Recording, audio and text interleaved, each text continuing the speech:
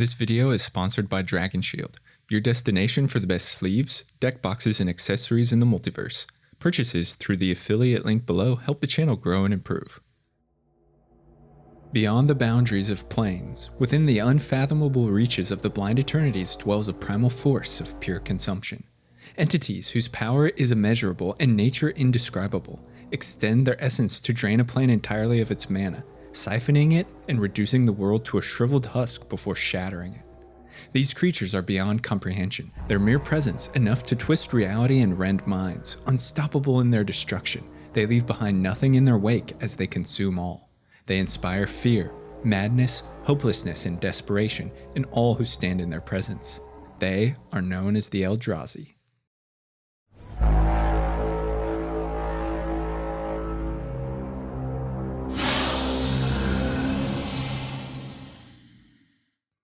Hey lore lovers, my name's Eric with the Lorebrarians. We share the lore and stories of many fantasy settings to strengthen the connection between people and their passions.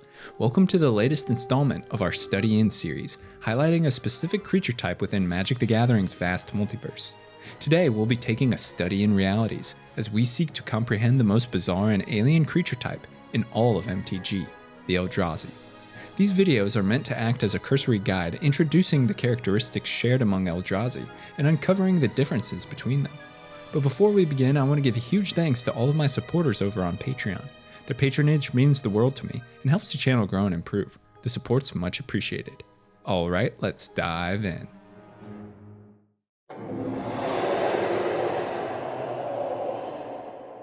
The Eldrazi were first introduced to MTG during the events of the original Zendikar block, when it was revealed that they had been imprisoned within the plane for thousands of years before unintentionally being released to once more reap destruction. Eldrazi are native to the blind eternities. They don't reside within a particular plane, but rather the immaterial ether that surrounds the planes of the multiverse. As such, their nature is largely unknown and their substance difficult to determine. In their natural form, they can be likened to gargantuan leviathans that slowly drift through the essence between planes and are composed of the same immaterial substance as the ether. They are beings possessed of an insatiable hunger and driven to feed off the mana of entire planes. To do so, they extend a portion of themselves through the barrier and into the plane, materializing in a somewhat physical form. Due to the Eldrazi's power, this action alone is enough to fray the fabric of reality on the plane and initiate its untethering. Their physical extensions tear across the plane, siring lineages of broodlings and drones to cultivate mana and feed the Eldrazi. Within days to weeks, enough mana is drained from the plane that it becomes unstable, cracks, and ultimately shatters, cast into the oblivion of the blind eternities. Without hesitation, the Eldrazi continue their inexorable march to feed on the next plane. Though their destructive powers are highly dangerous, the planeswalker Ugin believe that Eldrazi may have a purpose and fit an ecological niche in the greater multiverse, perhaps feeding off decaying realms to make room for new planes. Eldrazi are manifestations of hunger and consumption. They have no greater goal and are driven by it in all things, and it's the single most unifying characteristic of this bizarre race. We can see their destructive hunger on display in the illustration of Consume the Meek, and hear it in the flavor text of the card Oblivion Sower, which reads, "The Eldrazi hunger without limit, and consume without pause." The Titans unleash the full might of their broods, which descend upon a realm like a terrible plague, draining mana and feeding off the land with a relentless vigor that can't be stopped. Eldrazi are also creatures of the blind eternities, unconstrained by natural laws of reality, which gives their physical appearance an alien light. Though they differ greatly in size or shape depending on brood lineages, all Eldrazi share characteristics of the unnatural. Tentacles splay out in multiple directions. 2, 3, or more sets of arm-like appendages lash out at foes, while feeders and slinking proboscis sense or grab hold of the environment, seen in cards like Unnatural Aggression and Flare Drone. Their corded muscles and lattice-like membranes take on purplish and red hues, often intersected by bony carapaces. Some have multiple mouths and eyes that stare blankly into the unseen, while others, like the Culling Drone, lack such features entirely. They slink, fly, swim, and prowl in a grotesque mockery of the natural order. Another characteristic shared across Eldrazi is their alignment towards colorless mana, which highlights their connection to the unfathomable blind eternities, as well as their ability to warp the landscape, twisting, processing, and condensing the normal colors of mana into something else entirely. In the original Zendikar set, minor drones like Nest Invader had color affiliations, but true Eldrazi, such as the Pathraiser of Ulamog, were exclusively colorless. When we returned to the plane in Battle for Zendikar, the Eldrazi that had a colored mana symbol in their casting costs also had the static ability to void, which meant that the card was to be treated as colorless. This unified Eldrazi and strengthened their connection to the void beyond the known, and the places beyond reality. The Eldrazi have a rather unique biological, and, if such a word can be used to describe them, social hierarchy. There are precious few singular entities that can be called true Eldrazi. These are known as the Eldrazi Titans, and of them only 3 are known: Ulamog, Kozilek, and Emrakul. The Titans sit at the top of the biological hierarchy. They are the beings that dwell within the blind Eternities and manifest themselves into physical forms when they're ready to feed on a plane. They then sire their own minds of broodlings, so that every other Eldrazi can ultimately be traced back to one of the Titans. This not only gives Eldrazi a hive mind-like intelligence and communication network on par with those seen in the race of slivers from Wrath and Dominaria, but takes it one step further in the sense that the Titans completely control their lineages, each acting as a literal extension of their will. This is illuminated in the flavor text of Dread Drone, which reads, "Each Eldrazi ancient spawned a lineage of horrors in unfathomable shapes." And an eyeless watcher. Every Eldrazi in Ulamog's lineage is an extension of the Titan's will. Every member of a Titan's brood serves one ultimate purpose: the harvesting and consumption of mana, which is ultimately siphoned and relayed back to its sire in a nourishing pulse of energy. All Eldrazi beneath the 3 Titans serve as extensions of them: sensory organs, threat responders, cultivators of mana, specific niches that have created a stratified structure. At the very bottom sit the Eldrazi Scions and Spawn. Their role is simple: to consume and be consumed. Spawn and Scions are small creatures but highly efficient at draining mana to fuel their own growth. When plump with energy, they are ingested by their Titan sire. We see them illustrated in cards like Spawning Bed and Skittering Invasion. They appear in-game exclusively as creature tokens, which highlights their expendability, and their ability to sacrifice themselves to generate mana represents the feeding of their sire. Above the Scions and Spawn are their drones. The most widespread, variable, and adaptable Eldrazi, drones fill any role necessitated by the Titans. Most often, they tend the Scions, cultivating and harvesting them when ready, which we can see in cards like Brood Monitor and Brood Warden. This sentiment is echoed in the ability of many drones to spawn or make Eldrazi creature tokens. Others are used as relentless swarms of offensive troops to crush defenders of the native plane. Their brutal methods are highlighted in Forerunner of Slaughter and Maw of Kozilek.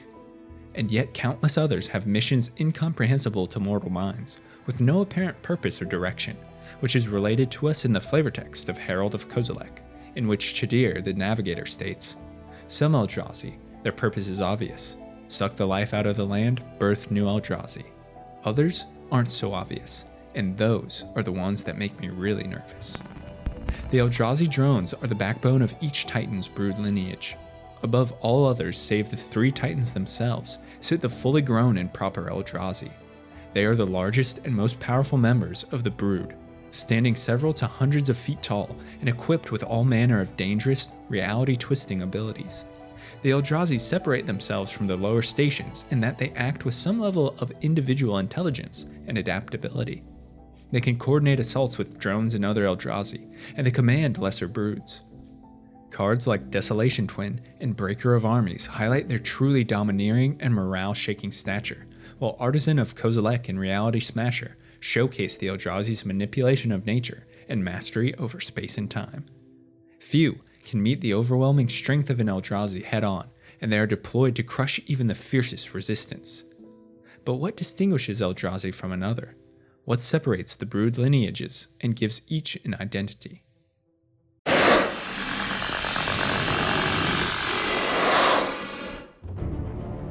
One word encapsulates the Titan Ulamog and his brood, which we can see in the moniker given to him, and that word is hunger. Even compared to other Eldrazi, Ulamog possesses a voracious appetite and insatiable drive for mana. His presence is a terrible maelstrom that consumes all in a swirling vortex of death and destruction. Ulamog is considered the smallest and weakest of the Eldrazi Titans, but he more than compensates for it in his aggressive drive to feed and the speed at which his brood lineages proliferate.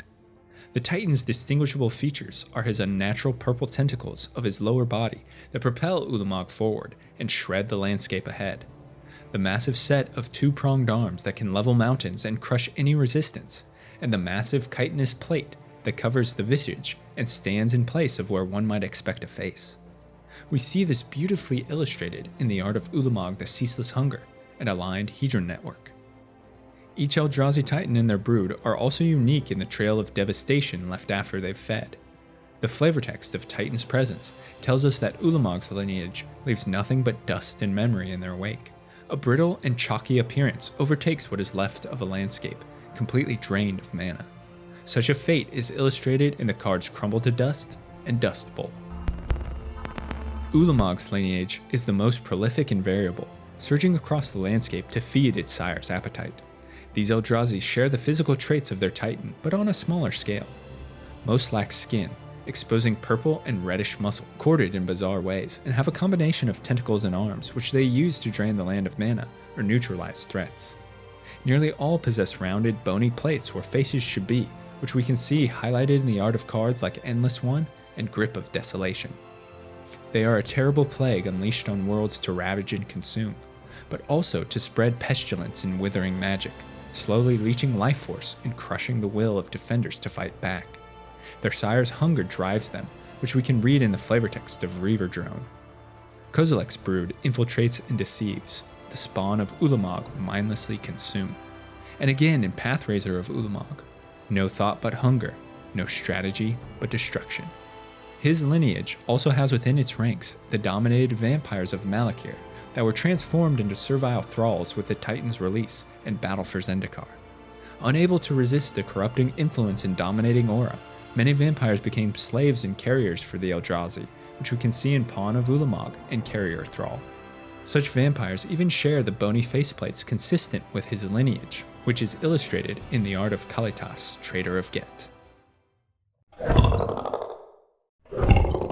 If Ulamog and his lineage are a study in thoughtless consumption, the brood of Kozilek is one of thoughtful deconstruction. Looming larger than its fellow Titan, Kozilek splays out countless tentacles that wrap in every direction and possesses two massive arms that at each joint or bony intersection have unblinking eyes.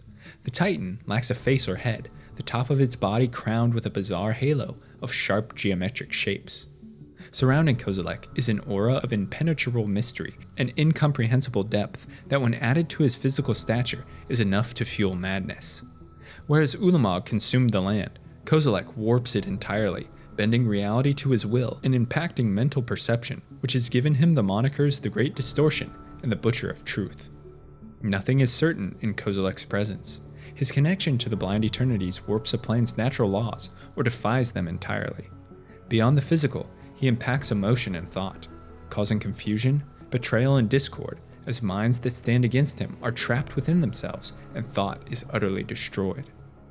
Kozilek's consumption leaves behind a hallmark trail of reality-defying geometric shapes and sharp lines, which we can see illustrated in the art of Unknown Shores, whose flavor text reads, Kozilek's presence warped the land, stripping away layer after layer. His brood shares the features of their sire. They are inscrutable and alien in appearance, defy the laws of nature, and bend reality to their will. Many can alter their size and shape on a whim, or twist through alternate dimensions, seen in cards like Slip Through Space and Gravity Negator. Most possess slender and sharp features, have multiple sets of eyes located at bony intersections, and are crowned with floating halos of geometric shapes, much like their progenitor, highlighted in cards like Essence Depleter and Bearer of Silence.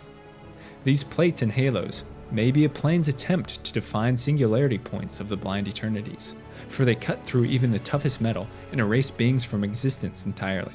Kozilek's brood are particularly difficult to combat due to the ever-changing nature of reality in their presence. They confuse, disorient, and bend the elements to their will, seen in the art of Deceiver of Form, and in the flavor text of Warden of Geometries. The Wastelands disorient even the most experienced scouts, making them easy prey for Kozilek's drones. In the Battle for Zendikar block, Kozilek's lineage possessed many abilities that specifically required colorless mana, a flavorful call to their ability to warp natural mana leylines into something alien, and also their deep connection to to the void of the blind eternities.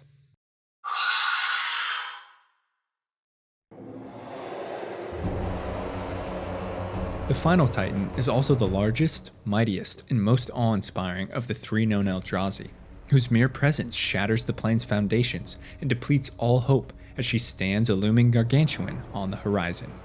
Emrakul. Like an untethered dirigible, Emrakul floats above the Earth in defiance of gravity and any other natural law, seen in gravitational shift and on the horizon in time of heroes. Her domed body resembles that of a jellyfish, though on a much grander scale and exceedingly alien. The latticework of spongy flesh is hundreds of feet in diameter, and from it dangles a knotted mass of writhing tentacles that reach out in all directions. An eerie silence surrounds Emrakul and permeates the surrounding landscape, muffling sounds and deadening the minds of those caught within its influence. This quiet, combined with her massive floating body, creates a sense of utter desolation. She is the harbinger of destruction, and a glimpse of the abyssal void which has earned her the moniker of Eons Torn. Emrakul causes a sense of sheer isolation and sinking depression. Those in her influence long suffer madness, loss of purpose, and shattering of identity. Unlike Ulamog and Kozilek, who utterly consume the land, areas where Emrakul travels are corrupted, twisted into lattice-like flesh and yellowish tendrils that mirror her own makeup. This corruption may be her method of feeding off the mana of the land and twisting it to her will, but it notably impacts only organic material. Trees, other plants, and animals are mutilated and grow knobby appendages or spindly tentacles, while the surrounding bedrock remains the same. We see her corruption of the land on display in the promo art of All Is Dust. The isolation Emrakul inspires is manifested in her own solitude, and this Titan has in her ranks the fewest number of broodlings. On the plane of Zendikar, they take on forms that mirror their sire, spongy domes and lattice-like flesh, with countless writhing tendrils that corrupt and drain the landscape. Many of them are distinguishable due to their gravity-defying flight, which we can see in the illustrations of Hedron Matrix and Rush of Ice. Then, the Hand of Emrakul and Vestige of Emrakul highlight the deadly effectiveness members of her brood possess. The latter's flavor text stating, "Emrakul has not been seen in months. Though her brood's numbers have dwindled in her absence, each drone is still a deadly threat." What Emrakul lacks in numbers, she supplements with her powerful conscription. Her corrupting influence reaches well beyond the physical, penetrating into the psyches and spirits of those racked by her maddening touch. This was first highlighted in the card Eldrazi Conscription, which shows an individual within Emrakul's overwhelming splendor and reads, "The barest taste of Eldrazi power shatters both realms and identities." Emrakul's conscription was later employed on the plane of Innistrad when the Titan was drawn to the plane by a vengeful Nahiri. So great was Emrakul's maddening influence that it affected Innistrad's inhabitants even before her arrival, which included the plane's angelic protector, Avacyn. Gisela and Bruna, Avacyn's sisters, also succumbed to Emrakul's corruption, which we can read in the flavor text of their respective cards. She now sees only Emrakul's visions, and she now hears only Emrakul's murmurs. Their art depicts the first stages of the conscription, in which their biology begins to transform and tendrils emerge. The process is finally complete in the card Brizila, Voice of Nightmares. All around Innistrad, Emrakul's influence twisted life and minds to her will, as citizens grew paranoid, homicidal, or utterly despondent before succumbing to grotesque mutation into Eldrazi horrors. The conscription is highlighted in the transformation of Lone Rider into It That Rides As One, and Voldaren Pariah into Abolisher of Bloodlines. Other larger Eldrazi were depicted on Innistrad, but all use as a foundation the creatures that dwell on the plane, as Emrakul's influence is one of corruption, not creation. We see their devastating powers on display in cards like Decimator of the Provinces and Elder Deep Fiend, and Innistrad was shaken to its core with the arrival of the Promised End. Eldrazi, creatures beyond comprehension that dwell in a space unimaginable and command world-breaking powers. Though they slept in stasis for millennia and have since been defeated for the time being, their short emergence was enough to nearly destroy 2 planes and billions of lives. They are an alien race that defies all logic and rationality, that hungers ceaselessly and shatters all perception. Their consumption of planes is alarming and quite dangerous, but perhaps they fit a role in the grand ecosystem of the multiverse. Thanks so much for watching and listening to this study in realities as we uncovered the characteristics of Eldrazi and Magic the Gathering. Now I want to hear from you. Let me know your thoughts on the Eldrazi. Which Titan and Brood lineage is your favorite, as well as suggestions for future videos in the comments below. If you're a fan of lore and storytelling, consider subscribing to the channel or checking out the podcast, where content is uploaded frequently. Again, a huge shout out to all of my Patreon supporters who make all of this possible. I couldn't do it without their spectacular patronage. If you're interested in becoming a lore luminary for access to me, a great community, and early video drops, check out the link below or head to patreon.com/Lorebrarians to learn more. Until next time, go forth and explore the lore.